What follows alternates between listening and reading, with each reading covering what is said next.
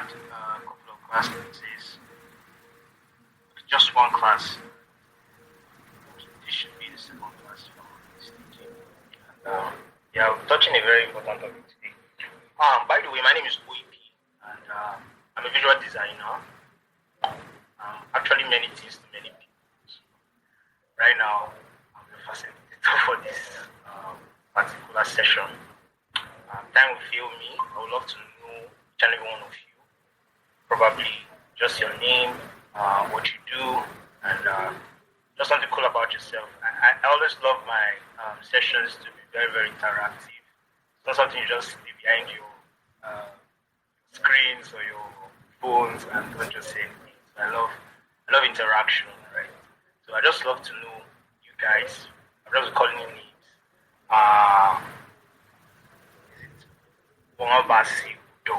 you there? Okay, good evening. Yeah, good evening, sir. I am a woman who could call me Promise. I'm a student at the moment. I'm coming to learn about Web3 and also I'm involved in other things like CAD development with SolidWorks and also I'm learning development with Python language. Thank you very much. All right, thank you, Omabasi. Nice way. In your bone, sorry here. All right, Jim, everyone. Jim. All right, sorry, I'm actually in a transit.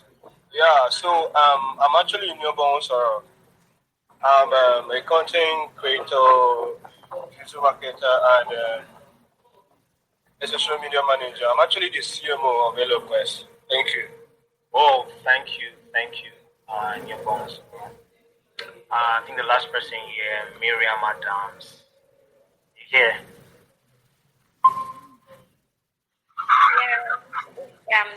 GM, everybody.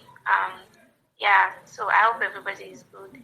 So I'm Miriam Adams, Steven by name, and I'm a content creator, and also I do a lot of activities on this space. So yeah, I'm kind of learning into deep with Web3. So thank you for giving me the opportunity to speak, and nice to have everyone here as well.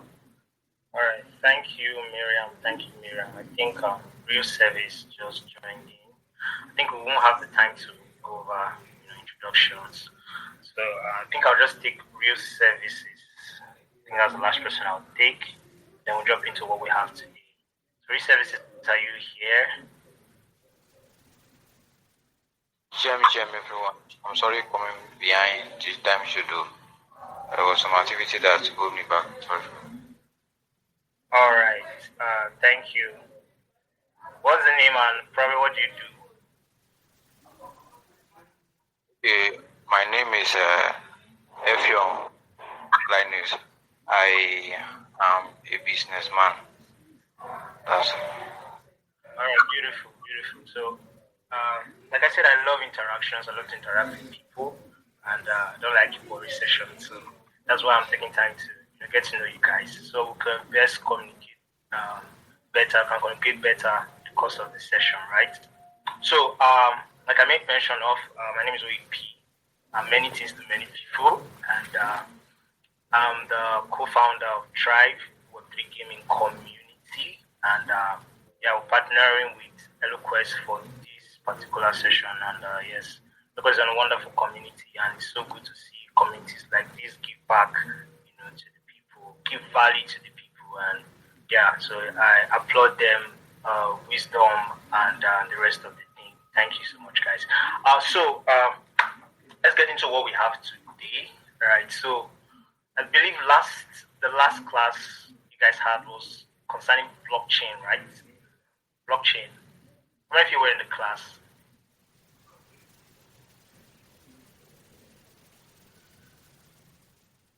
Hello.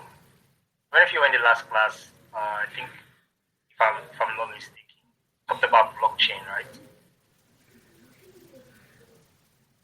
Are we here? wasn't in the last class, but I was able to listen to the recorded message. Okay. So research is say yes. Let's say so. Can I get a feedback from you? Like, what's your understanding of blockchain? Just see the screen. So what do you understand by the whole blockchain stuff, right? What did you get from the class, or what did you get from the record?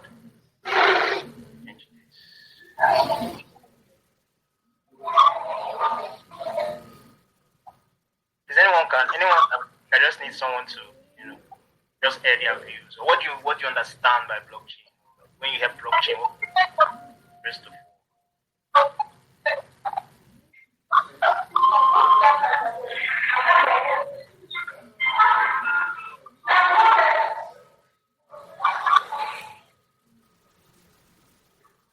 Okay, so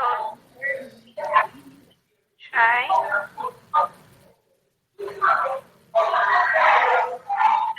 My so I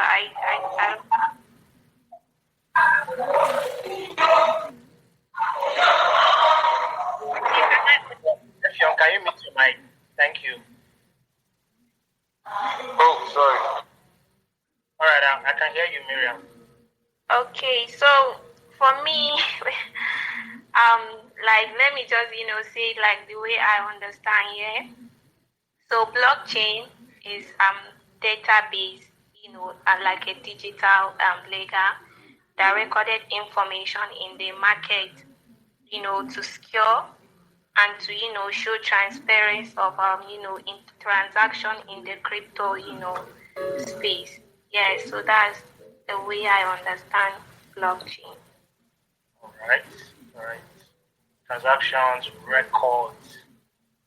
All right. Anyone else? Please. By the way, can you guys see my screen? Let me just confirm that very quickly. You can see my screen. Just give it thumbs up. No, Yes, you can see your screen. we can't see the screen. You can't see the screen.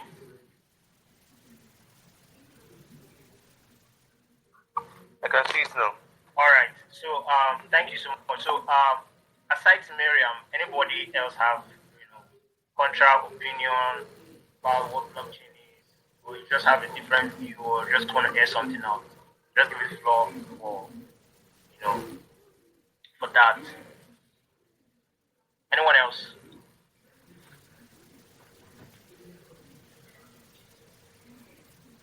Okay. Like I said, I love my class to be very, very interactive, right? So basically, why I'm asking this question is you can't fully dive into consensus mechanism that you understanding what blockchain is about. Because consensus mechanism itself is like the heart of blockchain. So if you still have misconception about what blockchain is all about, there's no way you fully understand consensus. I believe that's why class is structured like that, so you have a basic understanding of what this thing is. So I'll just give you some basic misconception people have about blockchain. Some people feel blockchain is Web3. Some people feel blockchain is cryptocurrency. And other one again. People have different misconceptions. Sometimes you may not even know these things except you get to interact with people. Right? So in some of my interactions, so most people take this thing for, they have this misconception about blockchain, Web3, cryptocurrency, and all those kind of stuff, right? So I'll just run through that briefly. That's not in the scope of what we're going to do. But I just want you to have an understanding of these things before we move to consensus mechanism, right? So what is Web3? Right? What's Web3? Does anybody have like an idea of what Web3 is? Like I said, I love this class. It's very interactive. I love interactive classes. I love to get to know people's opinion about things. So I hope I'm still audible.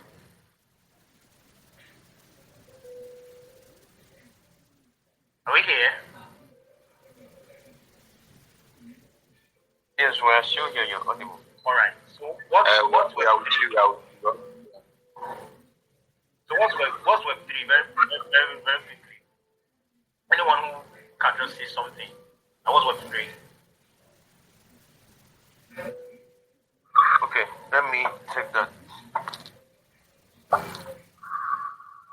I said earlier, my name is Promise. So from what we've been taught, see that Web3 is like the oncoming evolution of the web space, whereby things are not so centralized. There is not particular companies that are in control of things. You have your own data, whatever is yours is yours. It's more secure, and some other features is that there's not much censorship on it. That someone can just remove you from a platform because of the do's and the don'ts. Thank you. All right, beautiful. Thank you so much.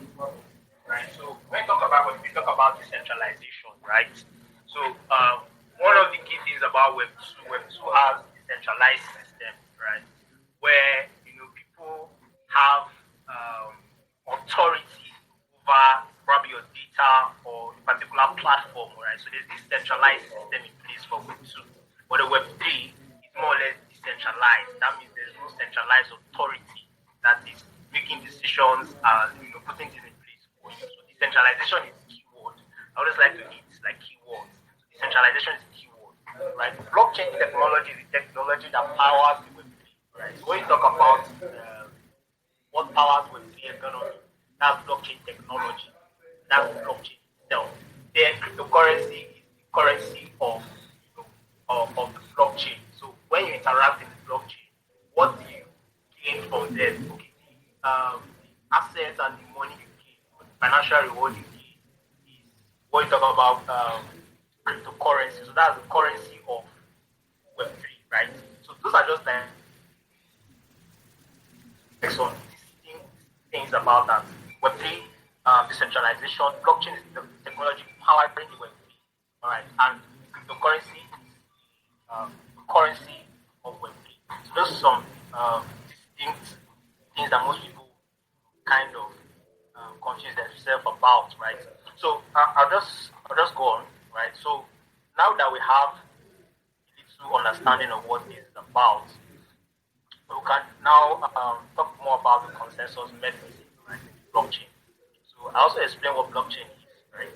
Like Miriam said, blockchain is like a shared data node that everyone in a group of computer have a copy of. I don't know if you have. I think there was a time that when I was a bit younger, I used to share exercise before with guys. When we used to write songs, or someone who loves to sing some musical stuff, right? So I used to share, write songs. I write at the first side, so I write at the 30 minutes. I write at the first side, he writes at the last side, right? So for us to come together and write a song, we have to agree that okay, we want to come and write a song here. And the notebook we used to record those things is shared by two of us, right? So that's how the blockchain is, right? It's a shared digital notebook that everyone in the group of computer, everyone that has that notebook, to have a copy of it, you can see the transaction. There's a transaction in the blockchain, everybody can see because everybody has a shared data information about that thing, right? So that's blockchain. That's blockchain code, right? So, like I've earlier explained, right? That's how the blockchain works. Right? That's how the blockchain works. But now, when we say blockchain is decentralized, what makes this blockchain decentralized, right? And that's what we're talking about today. That's the consensus mechanism. This is what actually makes the blockchain decentralized, right? So just keep that in mind as we go on the class, right? So, what's consensus mechanism? What is consensus mechanism we're talking about, right? So, consensus mechanism is a way for computers in the blockchain to agree. Keyword agree. The scripture that says can work together is not agree, right? There's no how the blockchain system will work if there's no agreement between the validators. Validators are people who help secure the network. People who are involved in this consensus mechanism. So consensus mechanism is the way that computers, the blockchain, agrees on what information to add to that their shared excitement, right? So for me to go and write that song in that book now, I have to go and meet my friend Victor and tell him that, oh, I want to write this thing, and we have to now agree that yes, this is what I want to write in this book. I want to use at this particular time. So there's an agreement between two parties in order to use the shared notebook. Are we here? Are we here? Yes, sir, we are Right, here. beautiful. So let's establish that. Now the consensus mechanism has to do with agreements, right? Basically agreement. Agreement between the validators.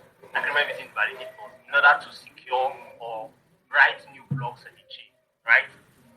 So I'll just move on. So there are two popular consensus mechanisms, right? Two popular ones. There are many consensus mechanisms, right? But I'm just going to be talking on two, right, from this class. There are two more popular ones, and that's proof of work and proof of stake. Proof of work and proof of stake. So how does this thing work? Right. Proof of work is more or less like it's more or less like a puzzle form, right? Where different people who are validators get to complete a certain puzzle. And when they get that puzzle, they can, help secure the network. You're going to see it as we progress. So I'll just explain that in details. So proof of work. Proof of work is like a race where the computer solves the hard puzzle, right? The winner adds the new page or the new page to the blockchain, and other can check if it is correct. So like I made mention, it's just like a puzzle, right? When one person solves the puzzle and wins the puzzle, he gets to add that information into the blockchain. All right. And then other people who are in the chain can now see and agree and check if it is correct. And if it is correct, then they can now add, right? So that's how proof of work works, right? So let's say let me give an example. Right. Let's say I want to let me use the songbook, right? Let me use the songbook as an example, right? Let's say I have a tough we have a song to score. Let's say, for example, I have a song to score. And I'm able to score that song first, right? And I write that song in that notebook. So my other person I'm sharing that notebook from, if he gets to see it first, he has to now check the lyrics and say, okay, this lyrics correct. Okay, this thing is correct, this thing is correct, this is correct. Okay, then he now agrees, right? And then we can now proceed. So that's how proof of work works, right? That's the whole concept, and that's the whole concept of proof of work, right? So one of the chains that used this was the original currency, which was Bitcoin. Right? Bitcoin uses proof of work, and one of the limitations of proof of work is that it requires high computing power. So if you see, then people who used to mine Bitcoin used to have these big systems and workstations and all that, because it requires a whole lot of computing power to be able to run those nodes and add new blocks into the blockchain. All right. So that was how that system worked at that time. Right. So that's how the whole proof of work system works. I'll stop here and just ask anybody if you have a question or something before I move to the next slide. Are we clear?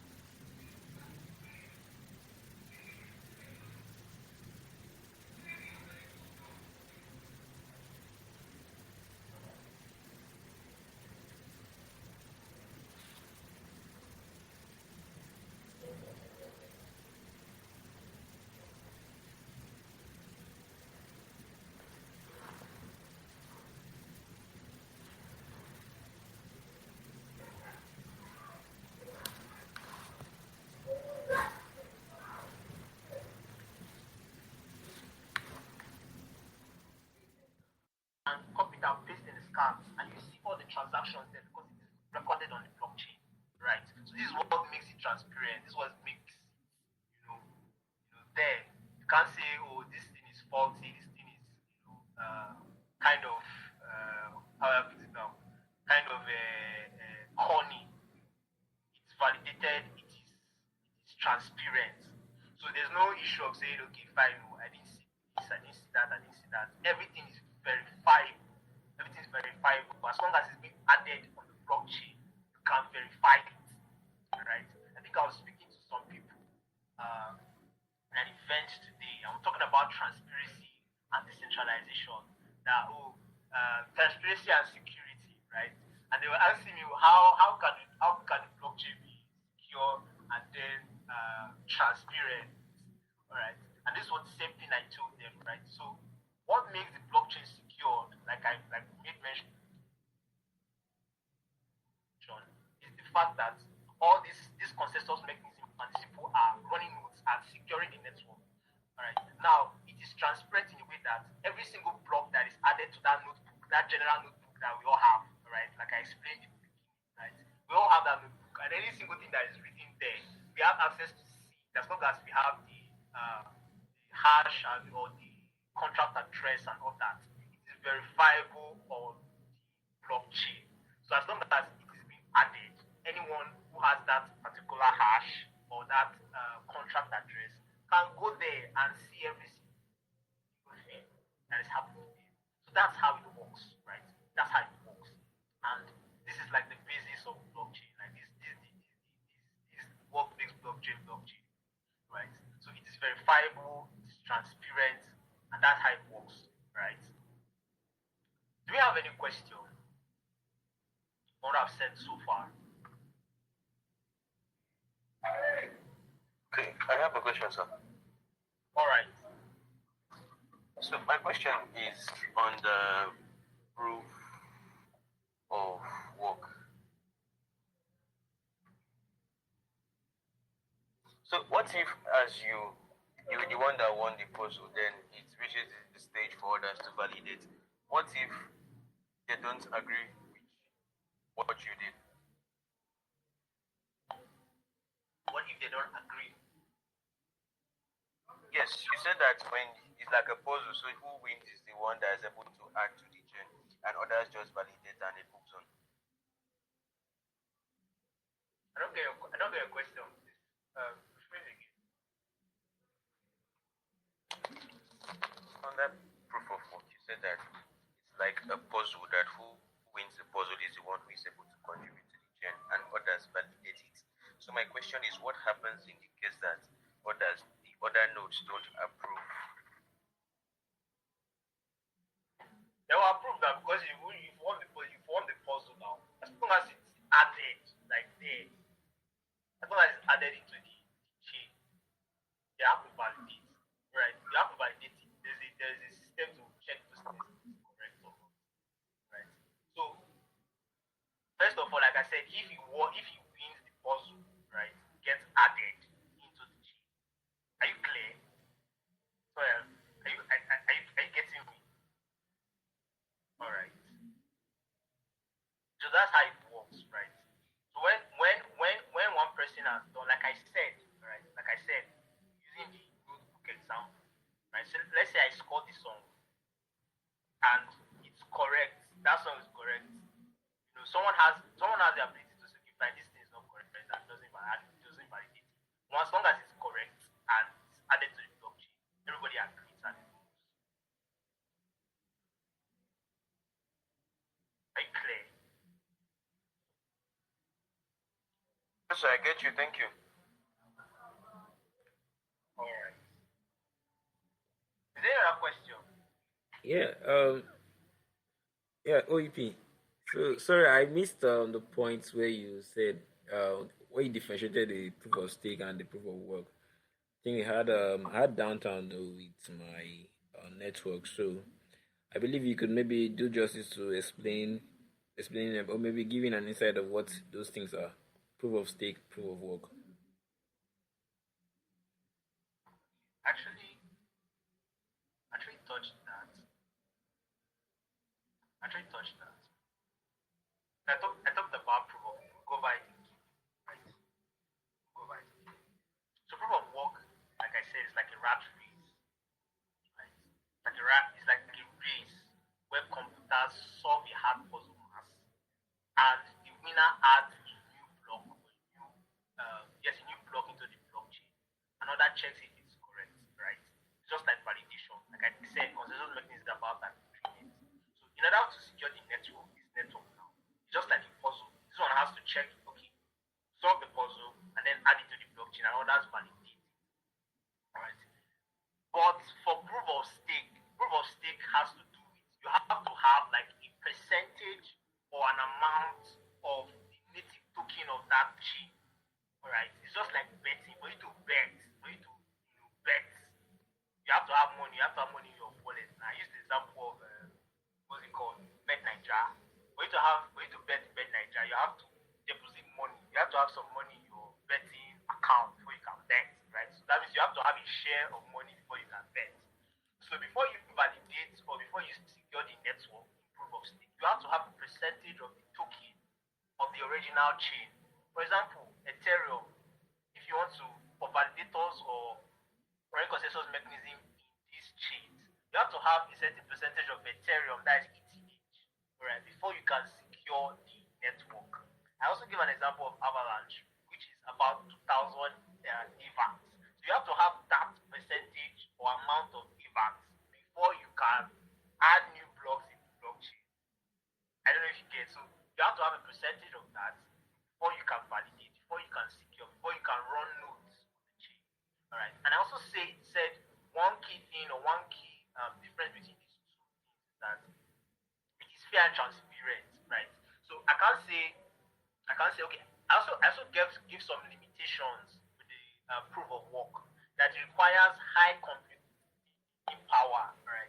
That's why people used to use all these high big computers, workstation to run those nodes. People used to do Bitcoin